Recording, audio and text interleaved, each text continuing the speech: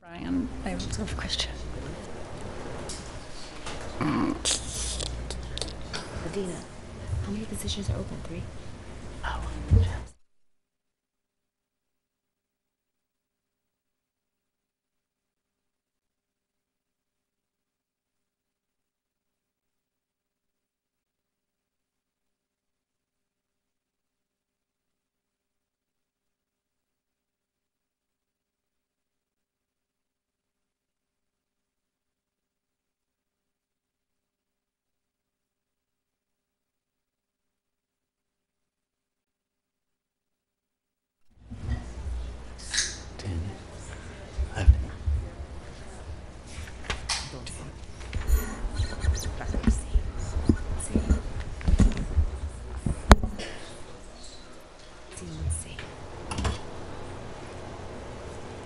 Okay.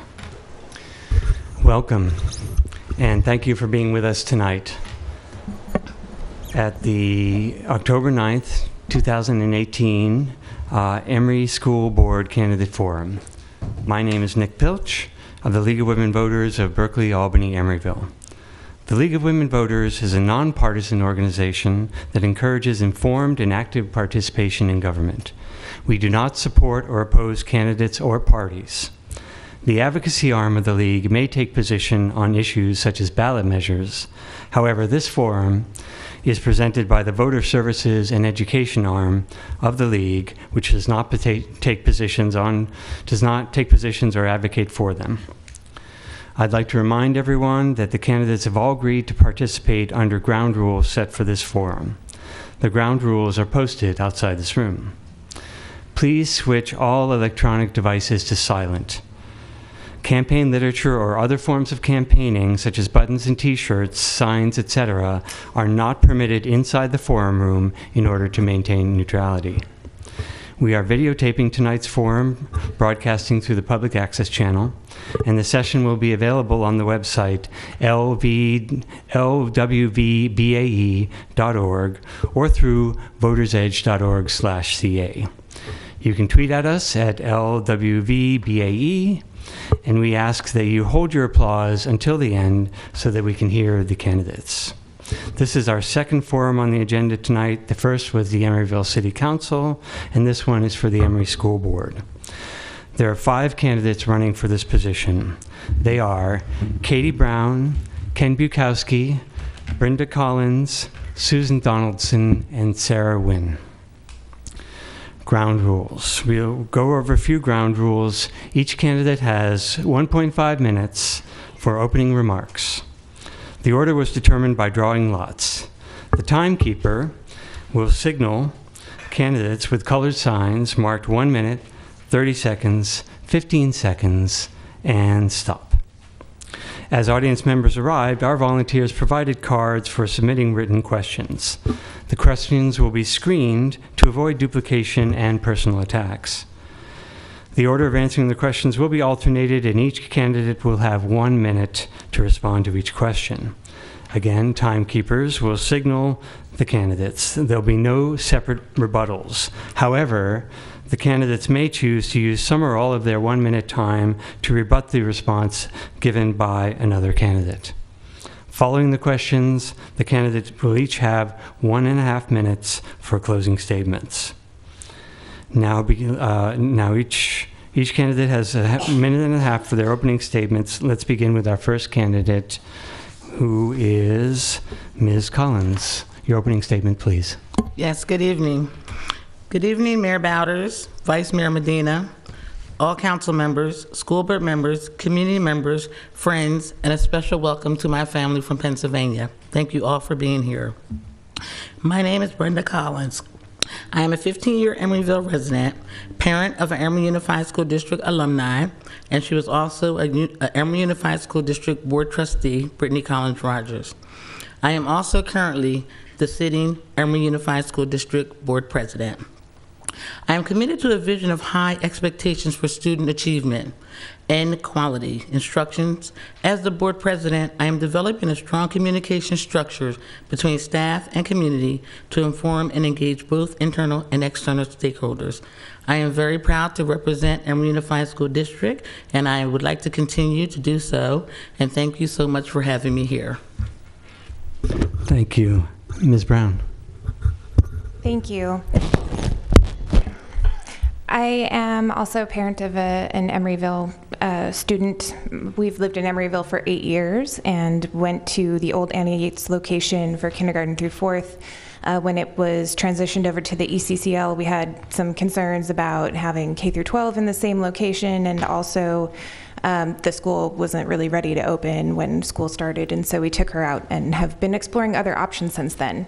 And as an Emeryville resident, this is our only public school option, and now that we've found that other options were not really viable, we are back at the school. And so rather than stay quiet and be concerned privately, I decided to run for school board to try to make a difference in the areas that we had concern about in the first place. Some of those things were retaining quality teachers over time, engagement with the community. Traffic around the school can be a little bit difficult for people who live nearby, things like that. So I am excited to be here and to be running for school board. Thank you. Ms. Donaldson. Hi, everyone. Thank you for coming tonight, and thank you to the League of Women Voters for having me. My name is Susan Donaldson, and I'm an Emeryville homeowner and the mother of Anna Yates' 5th grader. I grew up in the suburbs of Chicago, where my mom was an elementary school teacher. We walked to our neighborhood school, and participation in all of the events and potlucks and fairs was the top priority. And now that I live here and I have a family of my own, I've been doing the same thing ever since my daughter was an ECDC baby. There, I was a member of the Friends of ECDC, helping to raise money and advocate for the program. And at Annie Yates, I started as a PTO member and then became an officer, raising money, putting on events, attending school board meetings, and most importantly, listening to the concerns and ideas of the teachers and parents. Last year, I stepped aside to make room for new leadership and have now decided to run for the school board. I also served as a board member and an officer for the Bay Area Girls Rock Camp, which serves hundreds of girls every year, empowering them through music. We actually had 2 bands playing here in this very room earlier in the year to celebrate Women's History Month. And I loved school as a child, and I continue to love learning as an adult. I'm an officer with the Emeryville 4-H, and I lead projects that teach kids new skills, and I recently went back to school to get my MBA in sustainable business. And now I have this opportunity to invest my time and bring my experience to the school board and continue to learn about what makes a strong school district, what makes students succeed, and how we can make our district the best that it can be. Thank you. Ms. Nguyen.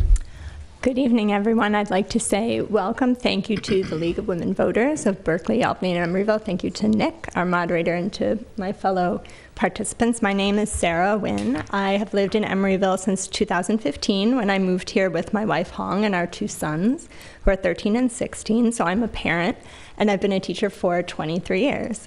Like Susan, my mom was also a teacher, so was my father, and in some cases it does run in families. So I've been a classroom teacher for 16 years, and I've worked for 7 years in the area of school reform, supporting underserved students and their families, and promoting teacher capacity to meet the needs of all learners. I think that our district is unique in that it's small, diverse, geographically compact, and resourced with a new physical plant. I want to use the background experience that I have as a parent in an LGBTQ family, raising brown children, to do the work needed so that all the students and families in our district can succeed.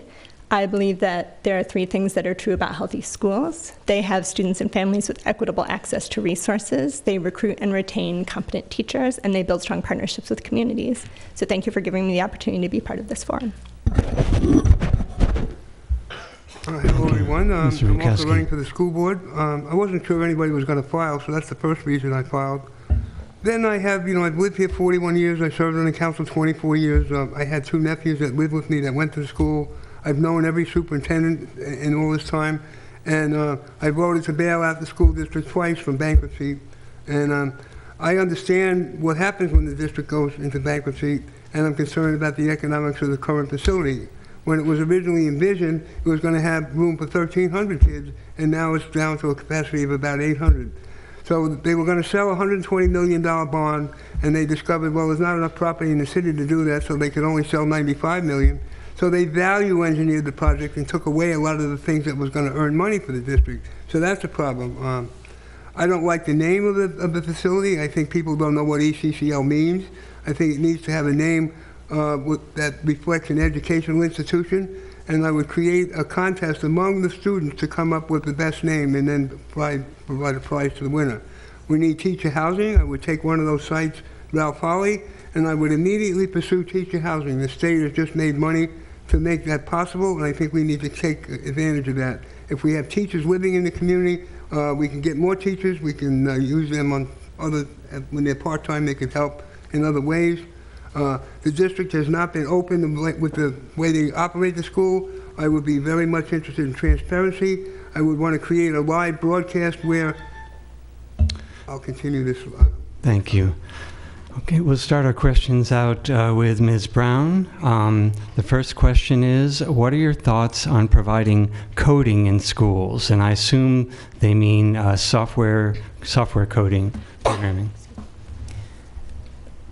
I think that any type of enrichment program like that would be most welcome. Certainly there are a lot of opportunities to learn coding for students. There's Hour of Code that's out there that has been very popular for a long time.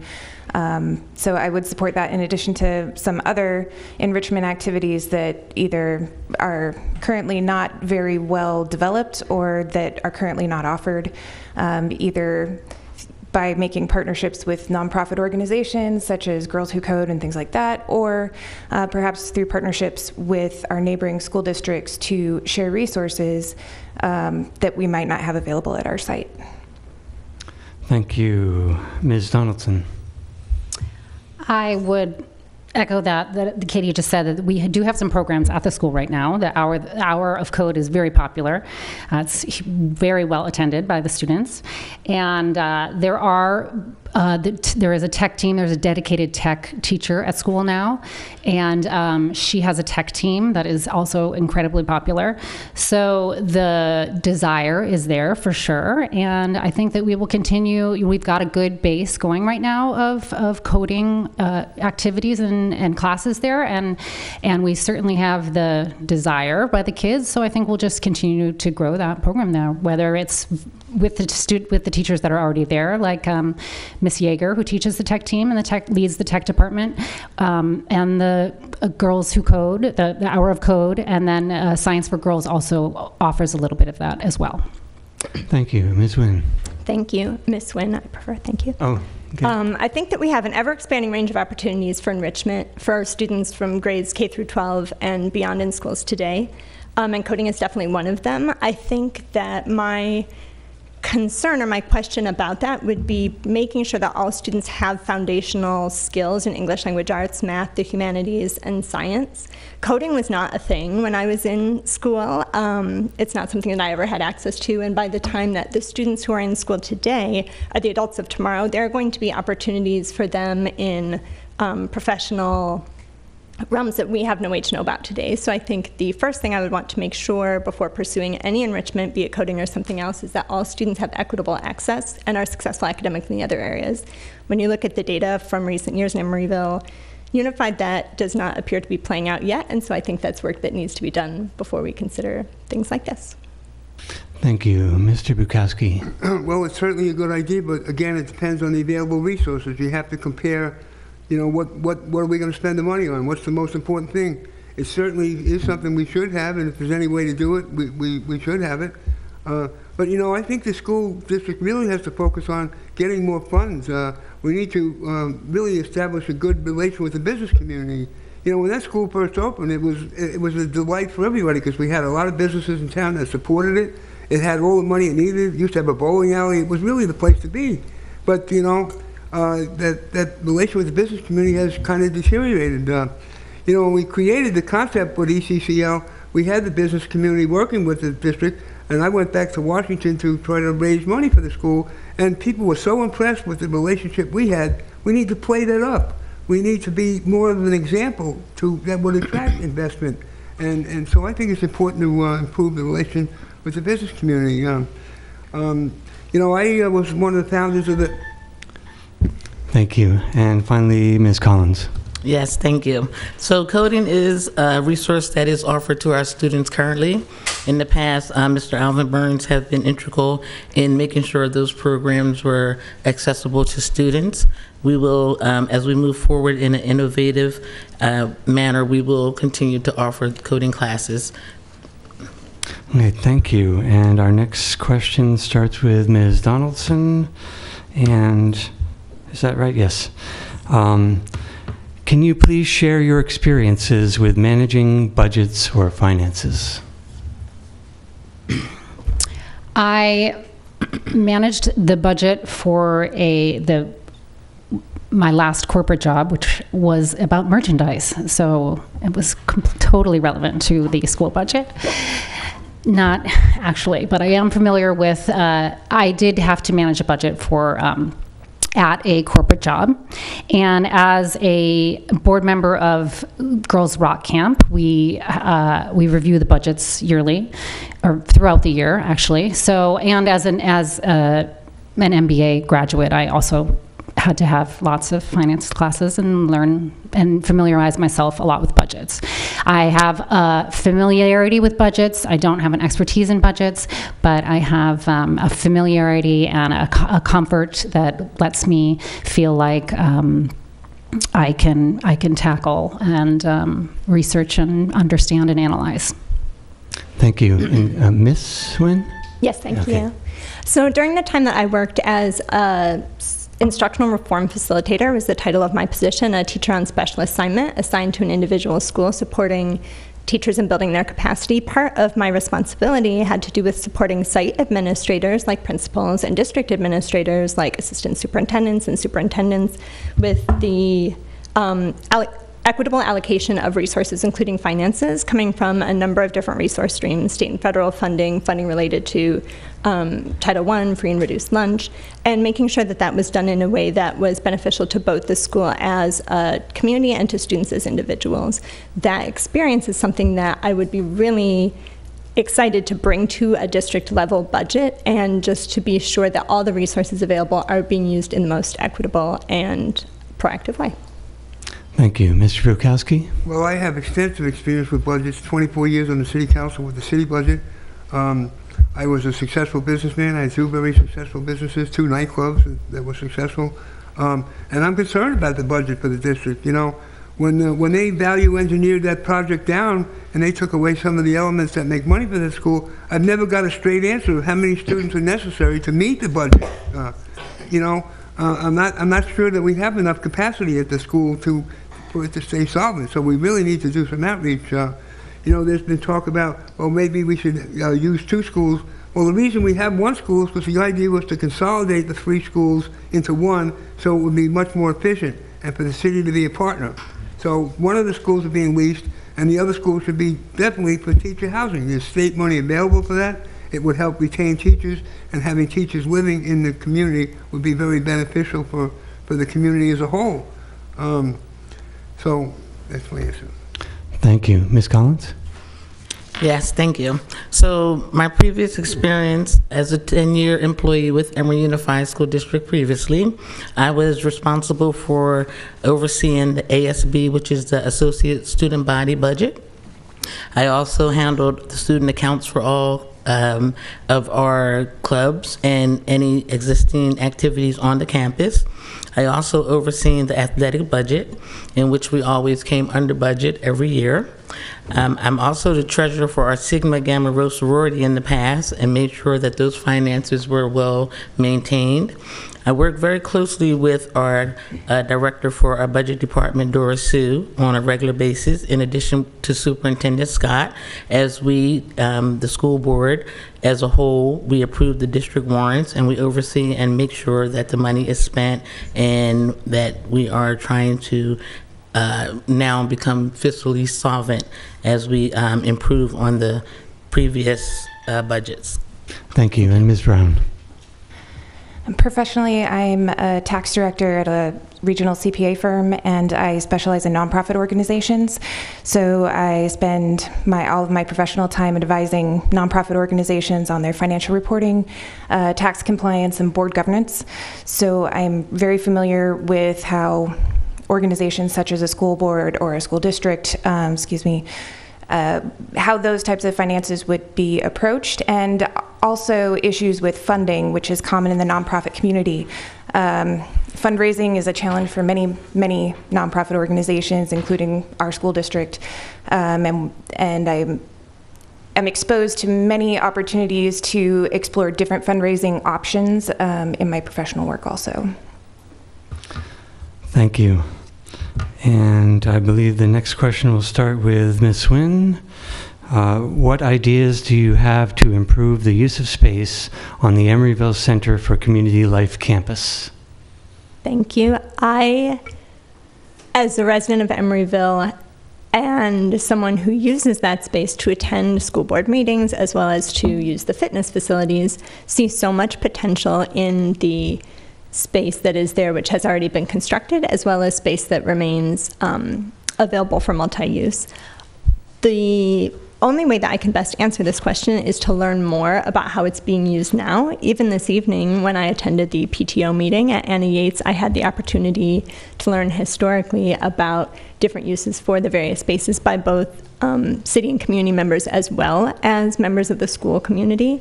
So in order to advise or comment on any of that, I think I just need to learn more. It's clear when you go in that there's such opportunity for the space to be used by people across ages, throughout communities, and making it welcoming and accessible for everyone, I think, is the first priority. Thank you. Mr. Bukowski. Well, the district has $30 million more in bonds they can sell for the facility, so I would want to take a look at how that money could be used to improve the space, the ability to have more funds to run the school. And, I'd have to really assess the situation on how to rearrange it and take a look at how it's not being used efficiently and then find ways to make it more efficient. I would encourage talking to the teachers and say, well, hey, if you have any ideas about how we can improve the use of the space, please submit them. We want them to be part of the process anyway. And certainly the people that are using the building have the best ideas on how to improve the efficiency, so I would certainly take that approach. Thank you. Thank you. Ms. Collins. Yes, so the ECCL is a multi-purpose space, and it was constructed to be just that. Right now, it is still a fairly new property. There was some concerns on the space, but it seems as though they have been addressed. We feel as though everyone seems to be happy with the space and how it's being used. There was concerns with the teachers, and when we met with the teachers to get their concerns, the city had no problems in addressing them, and it has turned out to be a space that's used very well. Of course, there's always room for improvements, but as the time goes by, we are looking into how it's being used and how efficiently and effectively that we can make sure that the space is being used. Thank you. Ms. Brown? This was actually one of the main concerns we had when the ECCL first was proposed and built, was that the space was already being completely utilized by the high school, and then there were new buildings constructed, but in my conversations with teachers, they've said that they have no room to, they've got some people working out of closets and there's no room for expansion. So when we're looking for fundraising opportunities and people are talking about increasing enrollment, my concern is that there's not really space at this site for any more students. It's pretty crowded, and together with city offices and both schools being there, I think it's pretty cramped. So that would be something that, again, I would need to also understand a little bit more what our options are. But that has been a major concern for me about the ECCL overall. Thank you. Ms. Donaldson? I think that the space has both opportunities and challenges. I know for sure there are challenges around communication around the use. There's a lot of tension between the city and the school about how the classrooms are used. In particular, the teachers are sometimes surprised when their classrooms are used, and So I know that there is an opportunity to improve communication around the use of those schools when they're not being used by the teachers. I know that there's an opportunity for better communication around rainy day use, for example, when it's a rainy day and the teachers need to use the multi-purpose room or building C to have indoor recess and it's being rented out. So there are challenges like that, but there are also huge opportunities. I know that 4-H is based at EBI, and I know that I hear all the time that EBI is looking for other places to meet. I'll have friends over at the German school also, that there's an opportunity there to work with them. So, we're a small community with schools here, and there's opportunity for us there too. Thank you. Ms. Nguyen. Yes, Ms. Nguyen. I began. Oh. Right? I think so. Where, Yes, I did. I began. Yeah. Oh. Next question. Oh. Sorry, totally lost track. Great answers. It totally threw me off track.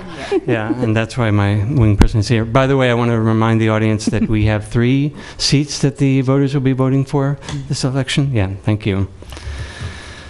So, next question starts with Mr. Bukowski. Is the school board spending the current parcel tax revenues as best it could? I don't honestly know the answer to that, and I'm not going to sit here and make something up. I just haven't followed how the parcel tax was being spent. There is an oversight committee, and I imagine if there was a problem, they'd say something.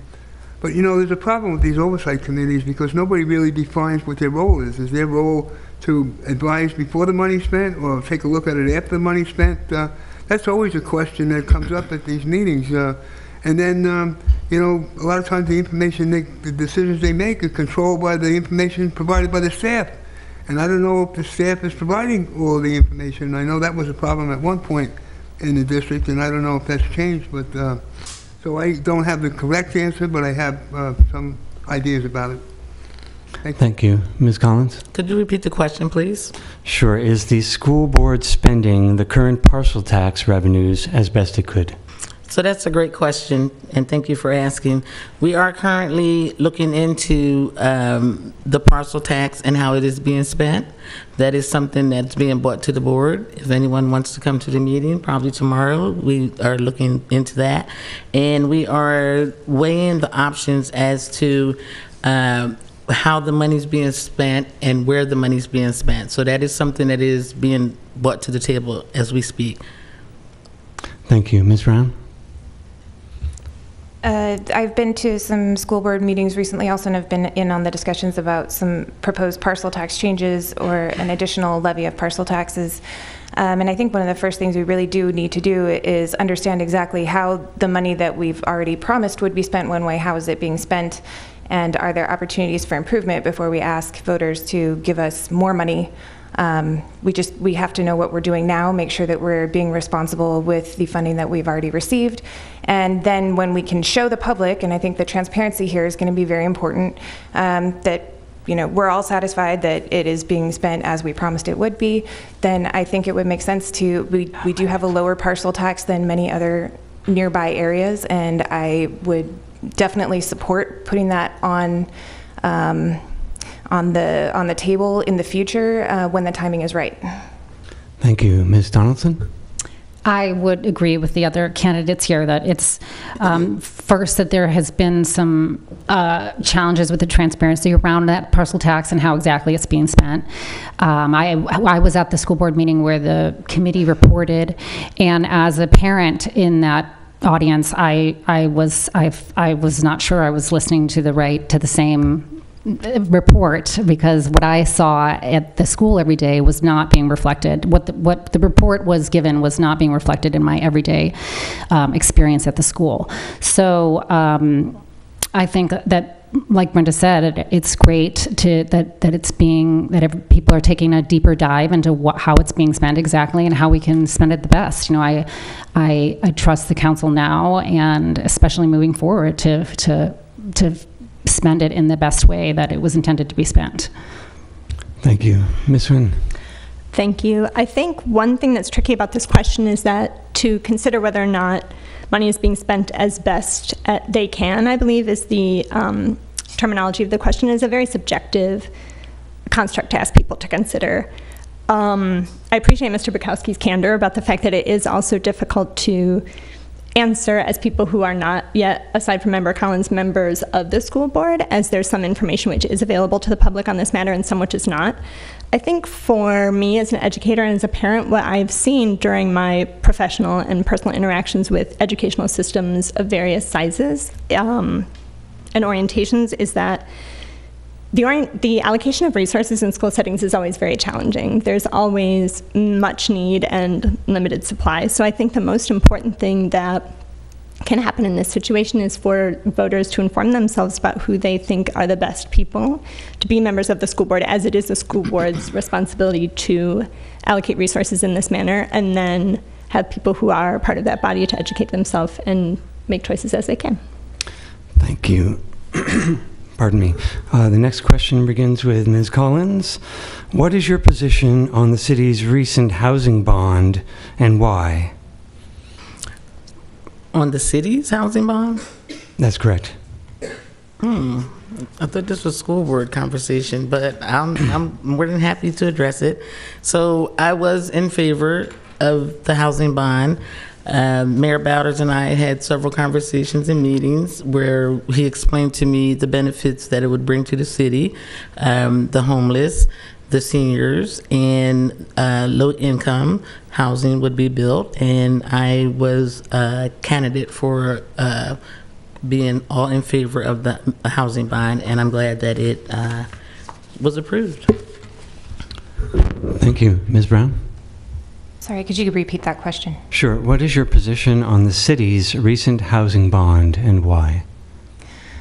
Anytime you're raising debt, there are always concerns. You want to make sure that you have a reasonable, repayment on that. And I am definitely for the purposes of the housing bond. The low-income housing obviously is very important.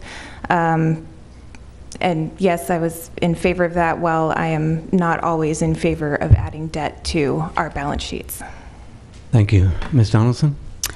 I am in favor of the housing bond. I feel that we are a part of setting an example to the rest of the state and the country that we're in a crisis, we have a housing crisis, particularly in this area, and it's time to make drastic changes, and that's what we've done.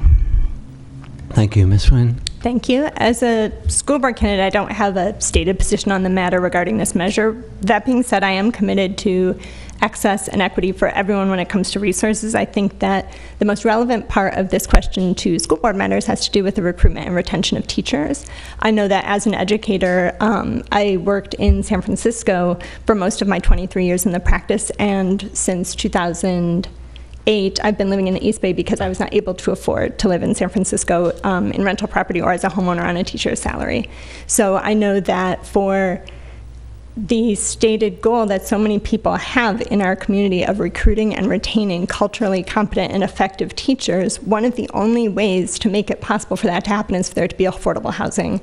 I remember growing up and seeing my teacher at church, at the grocery store, and that made me feel like my teacher was part of my community, and I want that for the students and the families of Emory Unified. Thank you. Mr. Bukowski? Yes, I supported it, and we certainly have more need for low-income housing. As I stated, I would really want to see teacher housing developed on the Ralph Poly site, and if we could use some of that city money to leverage money from the state, I would be in favor of doing that. Teachers really need affordable housing. I mean, it's really a tragedy how they can't afford to be in their communities and making it more difficult for recruitment. So yes, I supported it. Thank you. We'll start the next question with Ms. Brown. What is your plan to attract and/or retain Emeryville families with young children, most whom I know leave before kindergarten or opt for private school? We have to improve the perception and performance of the school. I think that the reason that people say that and that they don't want to put their kids into the school is that it doesn't have the best reputation. It's been ranked not well for a while. Certainly not a recent development, but the most important thing we can do is to improve the quality of education that students are receiving. That means hiring and retaining very good teachers, making sure that it's the best teaching job available in this area, that teachers want to work for us, that they want to be here with our kids. And I think, we have to make sure that we have effective assessment procedures to evaluate how teachers are doing and making sure that we're hiring and keeping the best people. Thank you. Ms. Donaldson. I think that we need to there's been so much instability in the last couple of years, and I feel like that really has been what I hear from people, that they know that there's been a transition of the space, the sites have been moving, the principals have been changing, the superintendent's been changing. There's just been so much change that people are hesitant to enter into this district that seems to be all over the place and very unstable, because how could an environment like that be the best place for my child? So I think that we need to show people that we are moving past that phase, and that we have a great new superintendent. We have a school board that is going to be fantastic. We have new principals that are great, and we are recruiting and retaining quality teachers. And one of the ways that we can do that, in addition to test scores, is to be visible in the community as a place that is full of successful, happy kids. And the more that we're out there, the more I think people will see and feel comfortable and be attracted to us. Thank you. Ms. Wynn.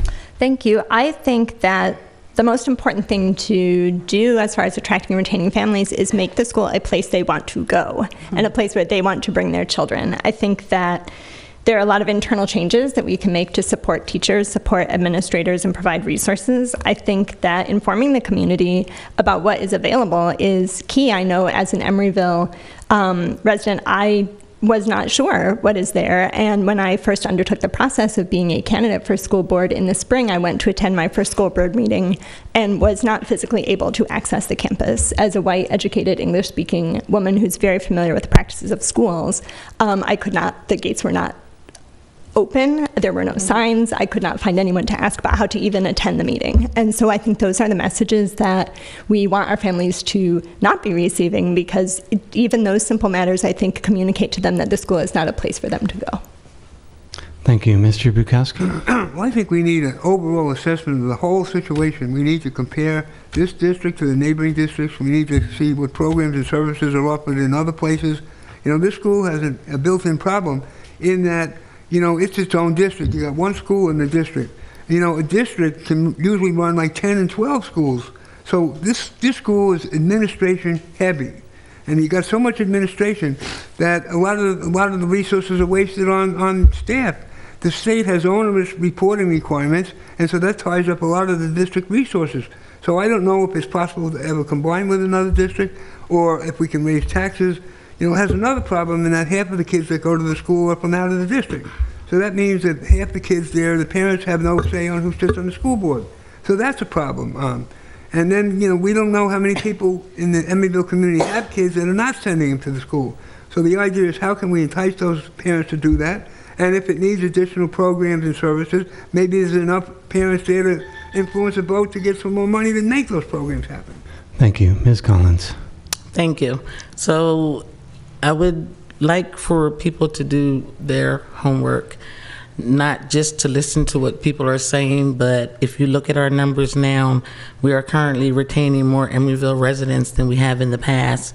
This district is on the rise. We've had lots of changes.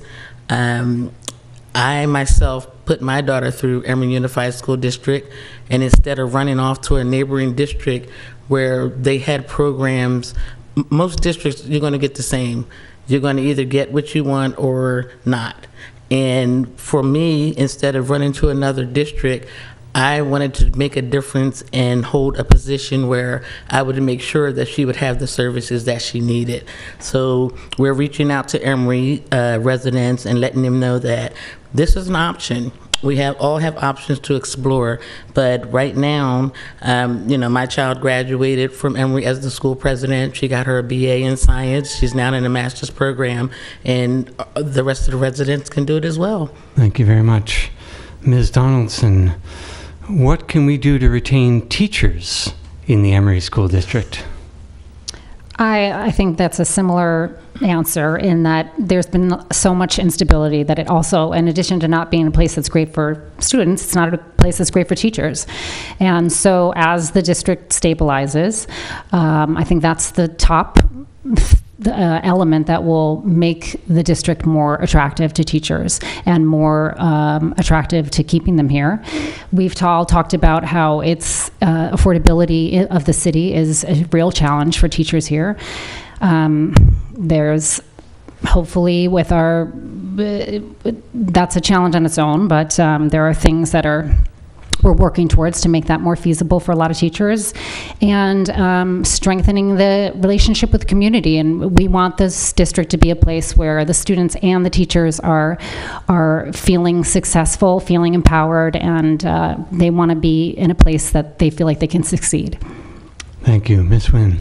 Thank you. I could speak for so much more than my allotted time on this matter, because as a teacher, this is one of the greatest areas of importance to me.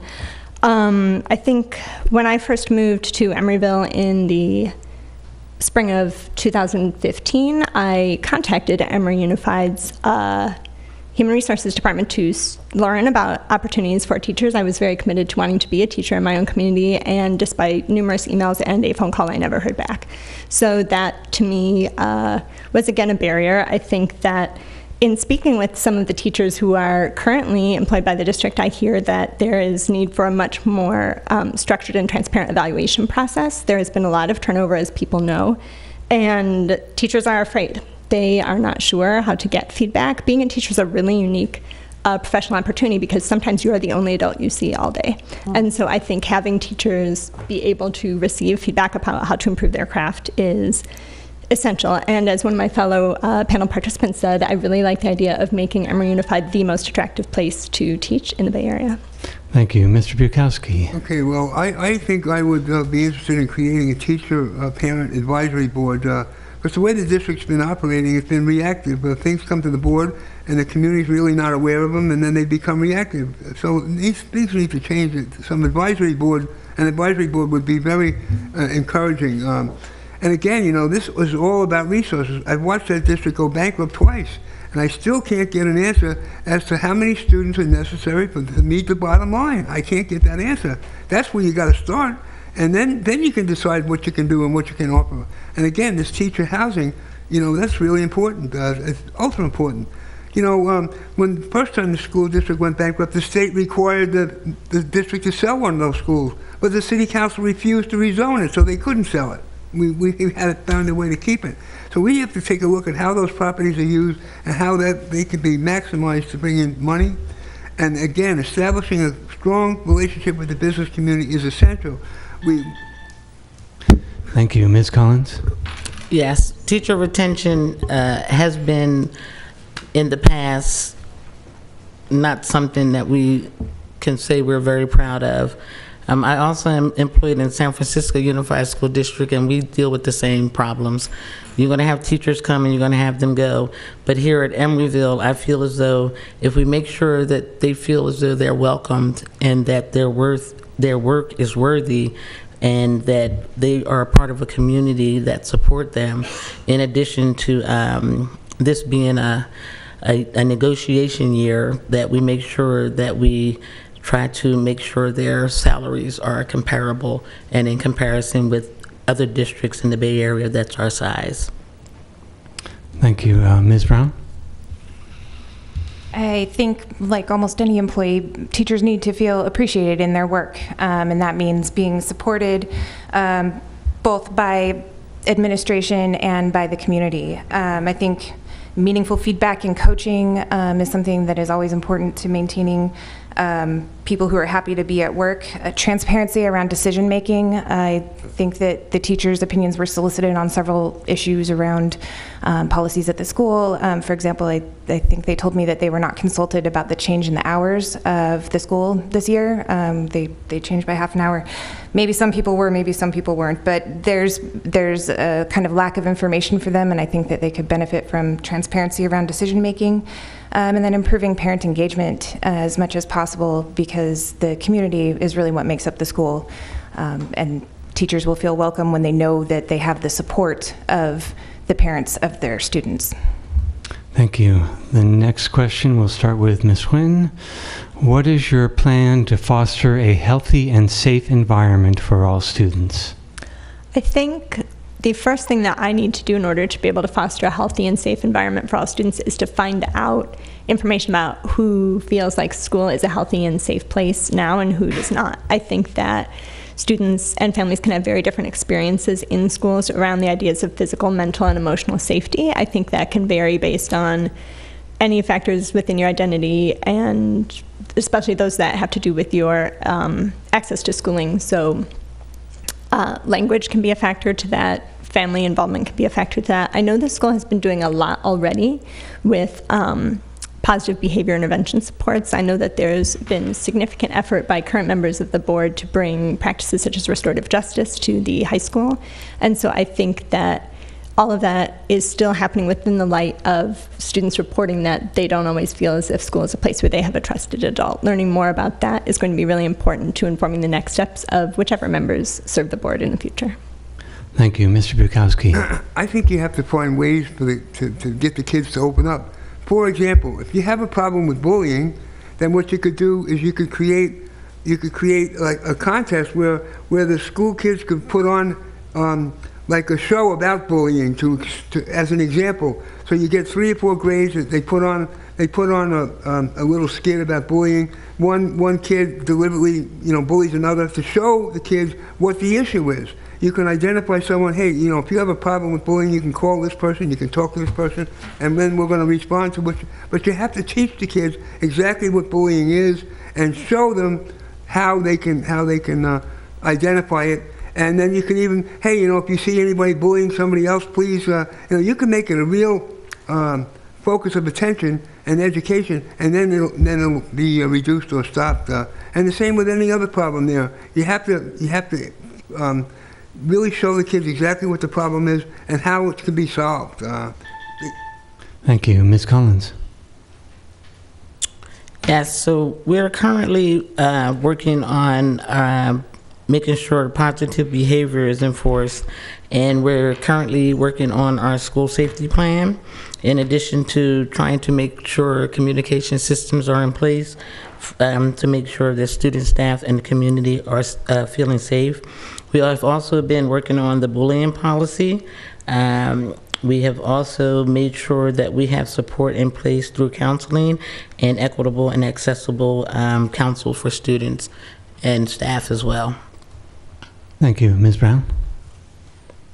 In addition to bullying programs and counseling programs that I think are essential to students really feeling safe in their environment, just in general, we have to encourage them to treat their surroundings and their peers with respect.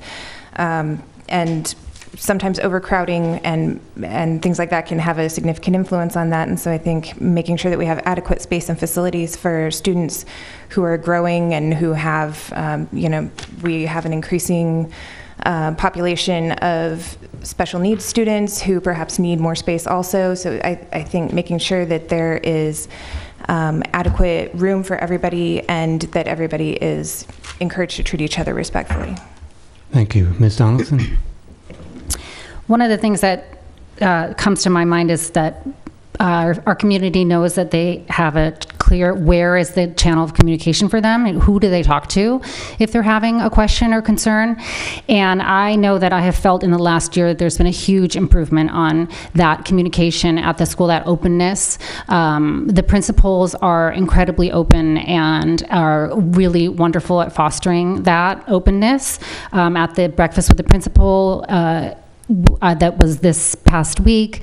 It's a great place to go, and I learned something. Speaking of the healthy environment, one of the new efforts at school is this Second Chance program, which gives kids a second chance to have a snack, because a lot of our kids have trouble being hungry, and they get breakfast in the morning, but maybe they didn't make it there in time, or maybe they didn't get enough, and now they have an opportunity to have another snack later in the day, because we all know that kids can't learn if they're hungry. And so I think we've been making great strides at making the campus be a healthier and safe place. Okay, thank you. Now our next question will be the last one, so we can end on time. And we'll start with Mr. Bukowski. What do you think should be a focus of EUSD to bring all students to grade level in academic performance?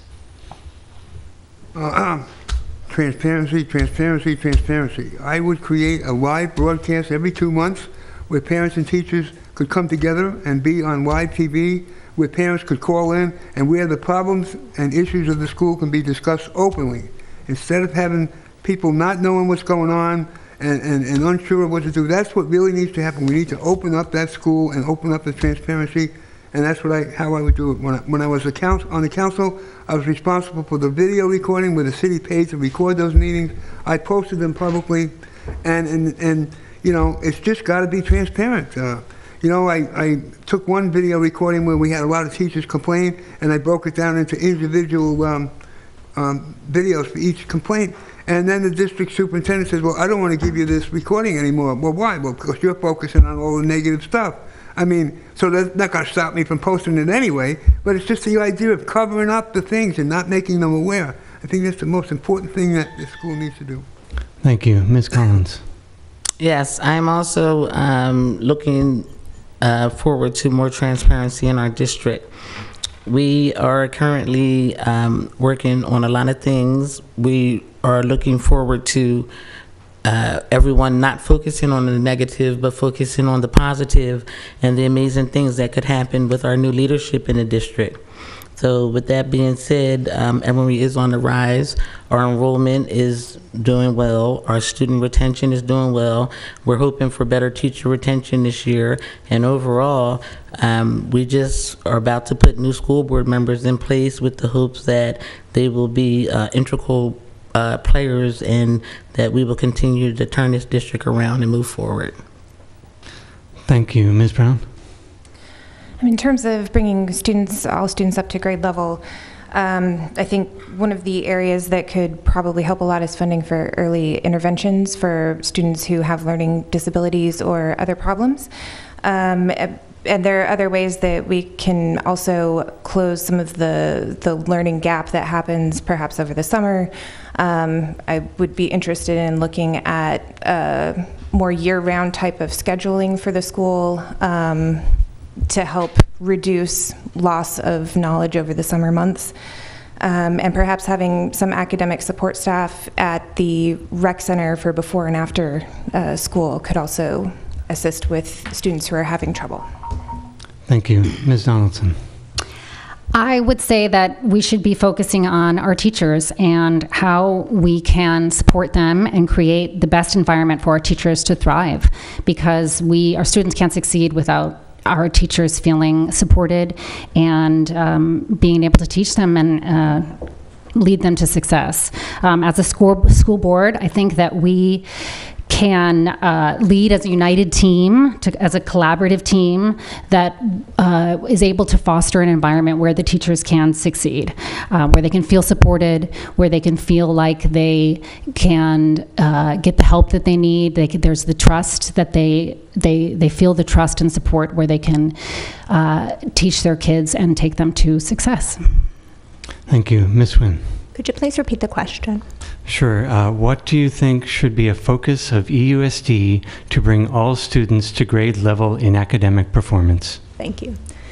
I think that one thing that's interesting about schools is people give schools a lot of responsibility.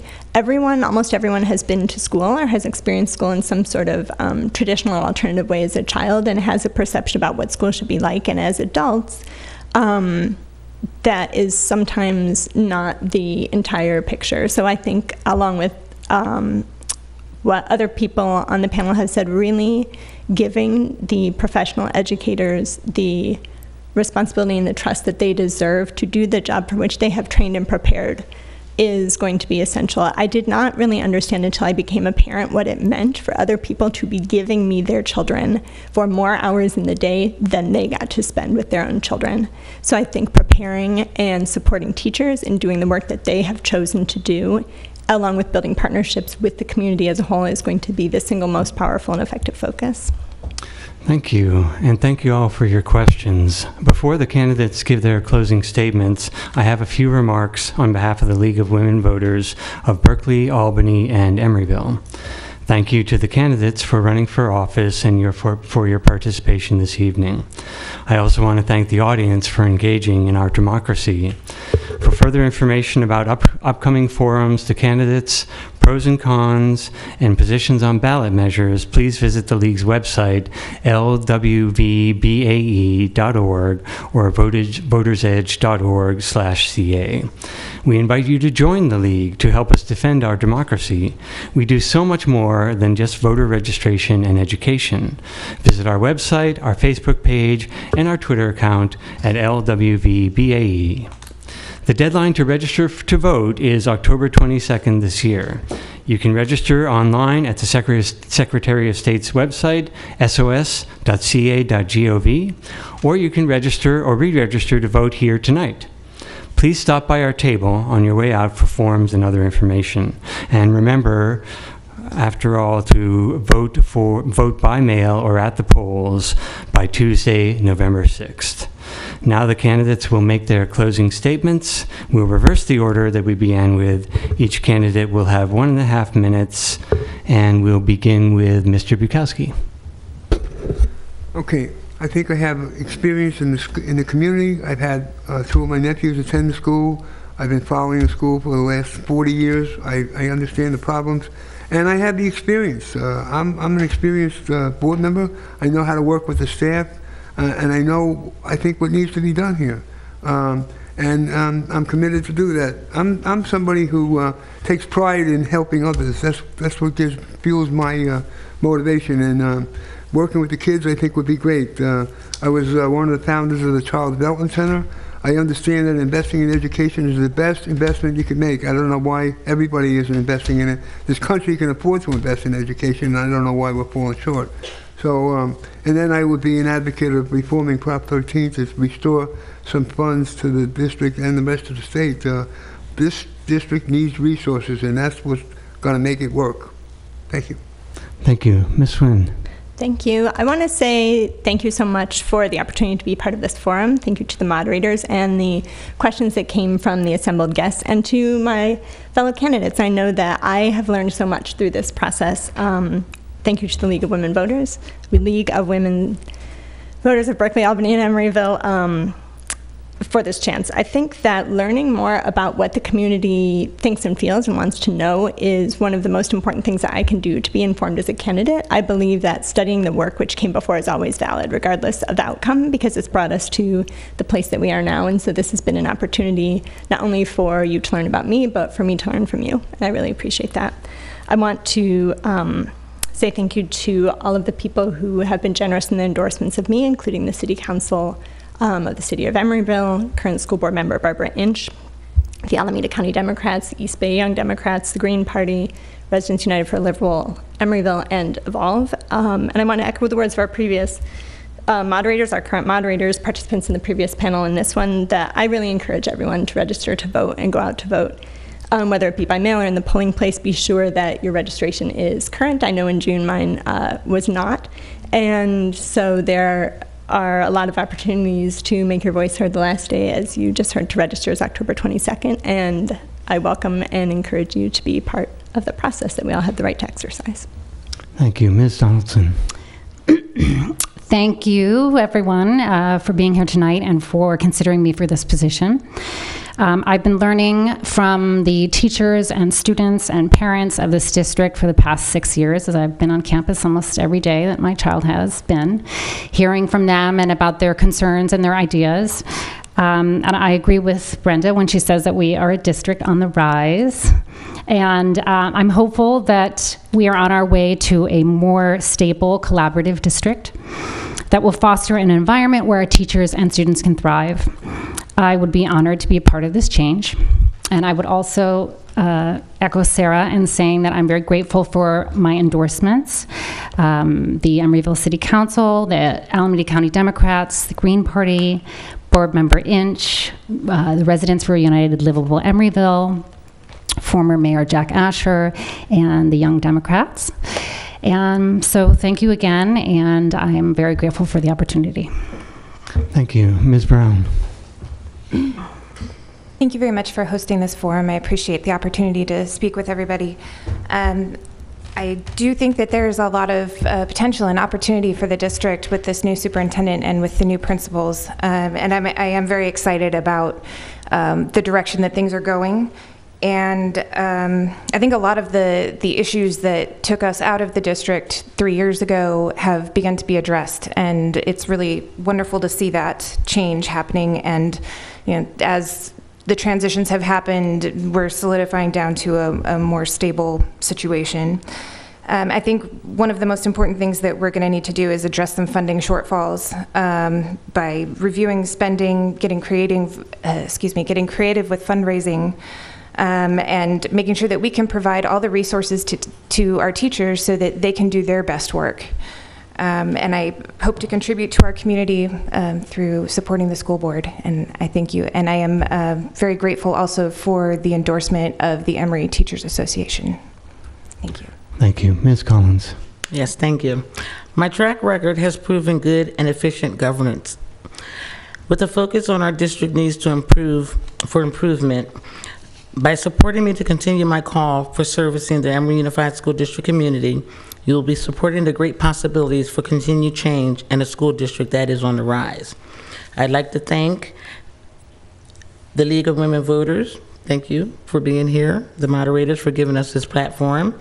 I'd like to thank the Emory Teacher Association, California Schools Employee Association, Mayor John Bowders, Vice Mayor Medina, Councilmember Pats, Donahue, and Martinez, the Alameda County Democratic Party, School Board Vice President Langer, Member Inch, Member Marion, and Member Vargas, the Residents United for Livable Residents, also known as RULE, Evolve California, and Living Hope Christian Center for having the confidence in the job that I am willing to continue to do, and thanking them all for their endorsements. Thank you, and thank you all for being here. Please join me in a round of applause for the candidates.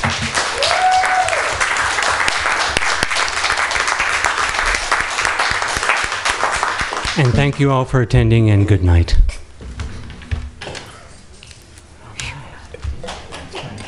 Thanks for your help.